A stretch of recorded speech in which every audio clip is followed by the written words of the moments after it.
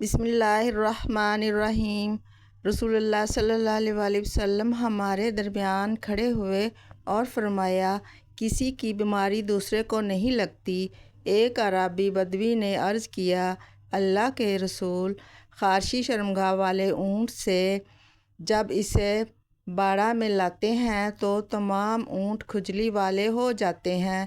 رسول اللہ صلی اللہ علیہ وسلم نے فرمایا، پھر پہلے کو کس نے کھجلی دی؟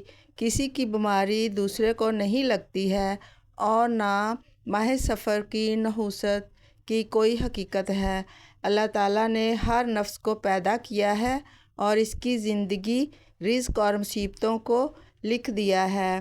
ترمذی، حدیث نمبر 2143۔ آپ نے فرمایا، بندہ مومن نہیں ہو سکتا یہاں تک کہ اچھی اور بری تقدیر پر ایمان لے آئے۔